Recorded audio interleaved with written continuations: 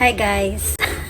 Magandang hapon po sa inyong lahat. Ayan. So, nandito na po si Kynish guys. Nandito ako ngayon sa bakuran ko guys kasi gusto ko po na i-share sa inyo o para makita po din niyo yung tinanim ko po na kamote at yung aking alugbati. Ayan. So, i-update ko po kayo guys. Kaya lang yung kamote ko parang hindi ko pa alam kung sa mga nakakaalam po pala guys sa pagtatanim ng kamote, kung ilang buwan po kaya dapat mamunga siya. Yan. So, yan po yung hindi ko alam.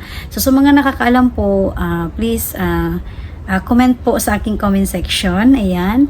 So, kasi mga July ko yata siya tinanim, month of July. Tapos, ano na po ngayon? September na po. So, mga ilang buwan pala dapat mamunga ang kamote.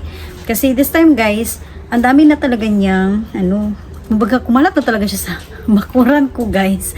Yan. So, hindi ko naman siya masyadong naalagaan talaga din kasi nagtatrabaho nga po si Kindness. So, ayan. So, sa mga hindi pa po sa mga kakaalam po, kung ilan po palang ilang buwan po dapat magkaroon ng bunga yung kamote. Ayan. So, depende rin po siguro dahil sa initin ng panahon dito sa Japan. At lalo na next month, magtaglamig na. So, hindi ko alam kung mag-success po yung bunga niya. Ayan guys, so pakita ko muna sa inyo guys yung aking alugbati, update ko po sa aking alugbati tsaka sa aking kamote. At syempre guys, may isang napaka-update ko rin sa inyo. Yung aking mga damo, buhay na buhay po guys. Yung kamatis ko namatay, pero yung damo ko guys, palagi talagang nabubuhay. Palagi akong habol na magtanggal ng damo guys. Kaya please, samahan niyo naman po ako ulit ngayon sa aking bakuran guys. Kasi super busy din po talaga ako sa trabaho. Kaya kung ano yung may time ako na dapat gawin ko na, so gawin ko na talagang maglinis guys. So yun po si Kynish, kung kaya ko pang gawin talaga sa oras na yung ginagawa ko po talaga para hindi po ako matambakan ng trabaho. Yan. So, ito na po ang nangyari sa kamote ni Kynish guys. Ayan, nakarating na po siya dyan guys. Ayan po. So, ibig sabihin, makarating pa siya doon talaga siguro mismo sa natin. Ayan. Tapos, ayan guys, nasa mga gilid-gilid na siya ng ko. Ayan. Tapos, doon lang naman nagtanim si Kynish guys, doon. Kung umabot na. Kaya lang, hindi ko po talaga siya naalagaan guys. Yan po. So, hindi ko alam guys kung ano po nangyayari talaga sa kamote ko palagi dito kasi pagkakalam ko, may nakatira din dito na pagong. Dito lalo kung noon nga po, wala akong tanim dito masyado, dito siya nakatira. Ewan ko lang ngayon kasi nga, ang dami ng dahon, lalong nagtatago na yung pagong dito. Ayan, so nandito po yung kamote ko guys. Nakarating na siya dito. Ayan. So, hindi ko po alam kung ano na yung status ng bunga niya dyan sa ilalim, guys ba. Ayan. So, ito lang po ang mapakita ko po sa inyo, guys, na update ko po ngayon sa aking kamote na nakarating na po talaga siya doon. At, syempre, guys, pakita ko rin po sa inyo ngayon ang aking alugbati. Ayan po, guys, ang aking alugbati. Ay, taba-tabain na, guys ba. Tabain na siya guys. Ayan guys. Guwapa sa akong alugbati guys. Ay, budyag. Ang gawas sa makabulano ni Kindness. Ayan guys. Katunggit ng tinanim ko to. Ilang weeks lang po to guys. Ayan na po yung bunga niya. So, ibig sabihin, maganda po talaga magtanim sa lupa talaga mismo.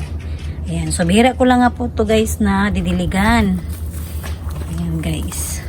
So, parang na siya doon, nagagapang na siya. So, buhay na buhay, guys. Mataba talaga din siya. Ayan. So, tigit sa lahat, guys. Update ko naman po kayo, guys. Nandito na naman. Diyos ko, walang katapusan talaga itong pag-cornal ni Kindness ba, Tapos, may natin luya, guys. Hindi ko pa yan na-harvest. Hinahayaan ko lang yan muna.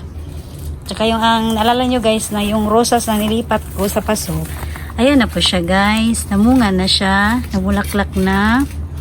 Yan po yung bulaklak niya guys. Tapos, ayan. So, buhay na buhay siya. So, yung okra natin guys. Ayan, may bunga pa siya guys. Ayan. Nakailang beses na ako nitong naka-harvest. Hindi ko lang siya nabavlog. Kasi sayang din pag kumbaga kinukuha na agad namin. Ayan guys. May bunga na naman siya dito. Ayan. bubunga na naman siya. So ngayon is, syempre katulong pa rin yung asawa ko guys. Ginoo. Diyos ko kailan siguro taglamig. Siguro mamatay ito guys pag taglamig. Ayan na. Ayan yung sitwasyon ng ano ko guys. Oh, magulo talaga guys. Oh. Puro ano na. Buhay na buhay yung mga tanim kong damo. So ayan guys. Ito naman ang ginamit ngayon ni Kindness.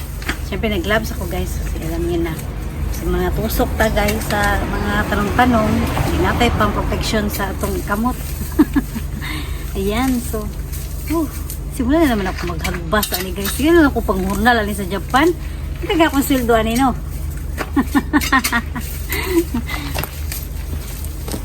Simulan natin.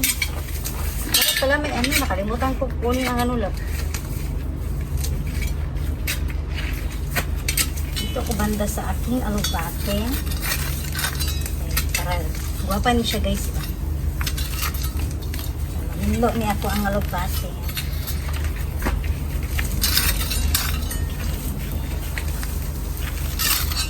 Buti na lang guys, madali lang mabunot yung ano, yung mga damo. Hindi naman kahirapan.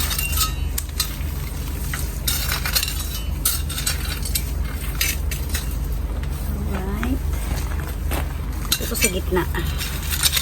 Para ano, para isa ka tapukan na lang. Ikaw ko sila pay no? Ano man? Meron kong lumain ko ano. Malala yan.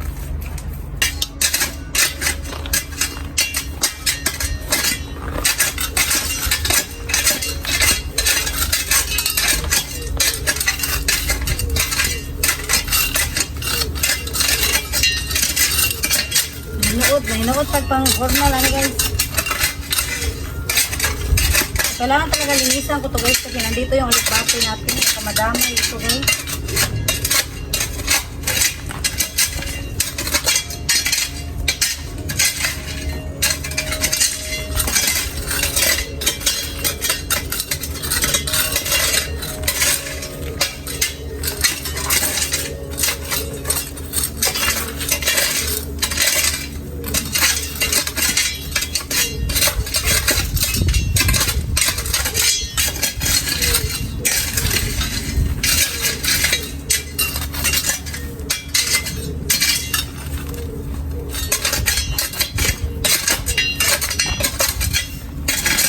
Pinag-iipon lang namin dito guys para mamaya isang ligpitan na lang.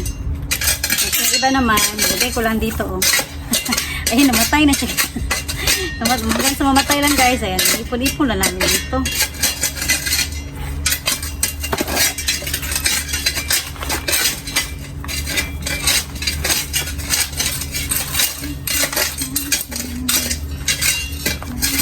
So yun guys, galing siya sa paso. Ayan po yung paso guys.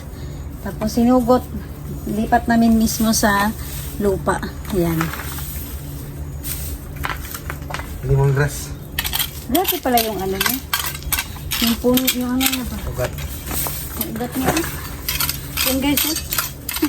Ang kapal na. Kasama lupa. Ayan. Lipat namin. Tapos ito na ba? Oo ano, maganda talaga guys. Ayan, kung napansin niyo po guys, oh. Yung sa katabi niya. Ayan po. Ayan. Mismong lupa. Maganda talaga yung tubo niya. Ayan. So, pareho kasi kami mag-asawa guys. Busy sa trabaho. So, kung pwede, tulungan talaga kami sa paglilinis sa labas.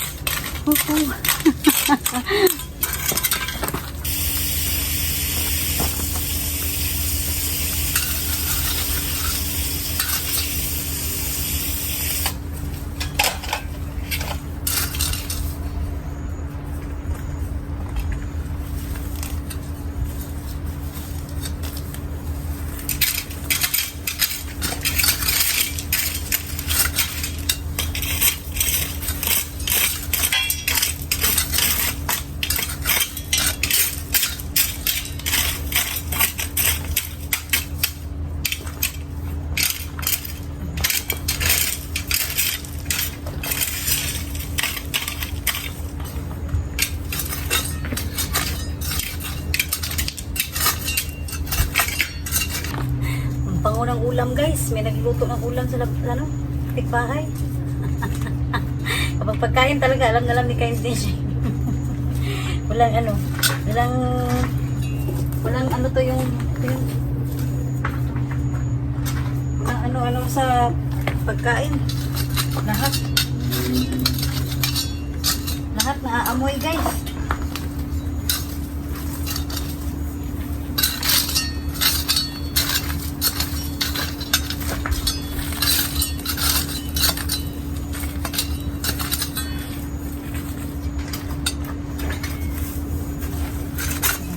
Natapos din.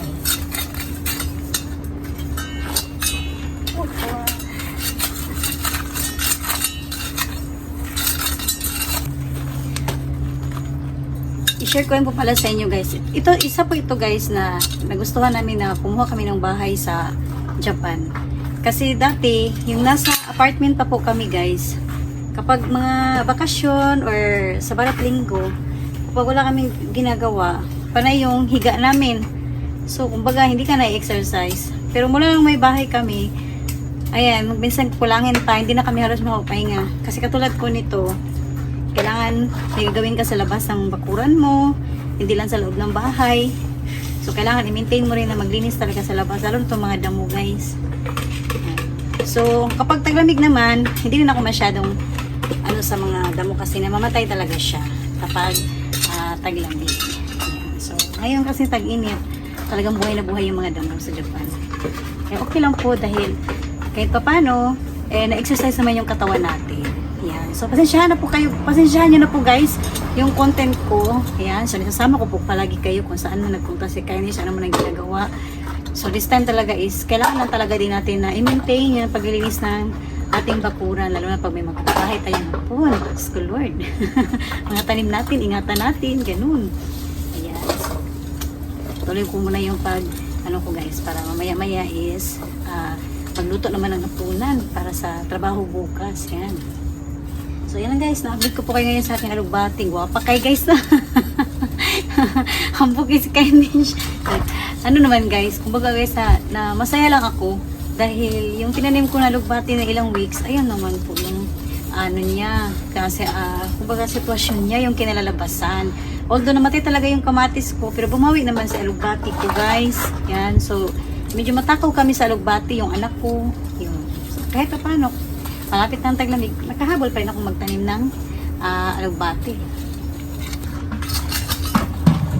Yan guys, so hayag-hayag na akong alugbati guys. So, dali na pagtanis guys. Medyo nawan-hawan na dito dapita guys, oh.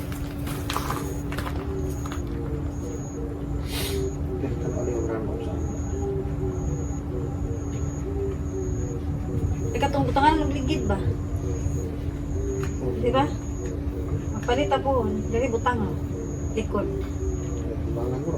Oh. Di ba? Para magamay lang ang space ba? So, bibili kasi kami ng guys, lagayan ng gulong. Hindi lang talaga namin magawa-gawa pa. Hindi kami nakakapunta-punta pa talaga. Busy-busy sa ibang mga bagay-bagay. Okay.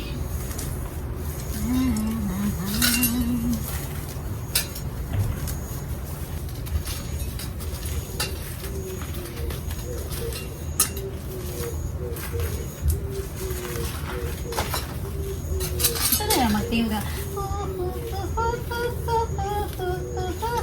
Saan na siya? Oh. Inagaya ko yung guys, parang yung ibon naging music. Oh, ano yan? Ibon ba yan?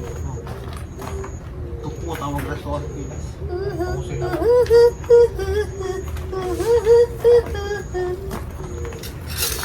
So, ganyan kakulit si Kainish guys. Lahat napapansin.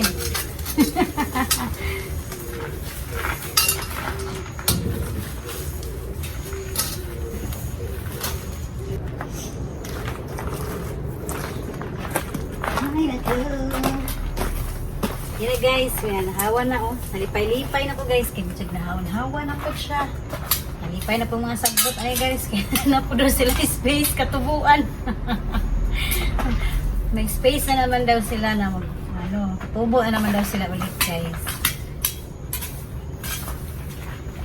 Ang dami ko pang gagawin talaga dito sa bahay guys. Hindi ko lang talaga marami akong plano pero hindi ko magawa-gawa dahil sa busy po talaga sa work. Lalo na pag panggabi po yung asawa ko, syempre dalawa kasi kami kung ano yung dapat sa labas. Hindi ko rin magawa kapag wala rin siya. Yan. Pero okay lang, dahan-dahanin lang po talaga guys. Para at least, naman, exercise tayo dito. Ayun guys, so parang medyo okay naman dahil medyo malinis na siya. Hindi katulad kanina talaga guys, na talagang bonggang-bongga talaga ang mga tubo ng damo.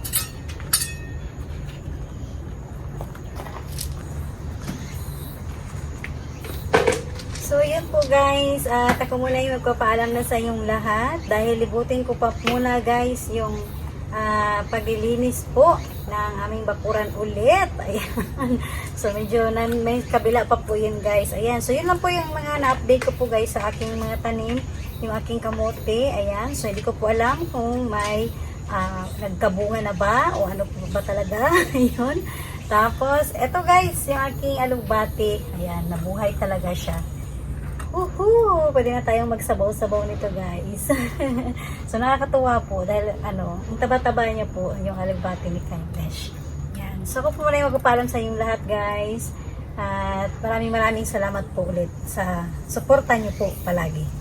Bye guys! Thank you for watching po ulit!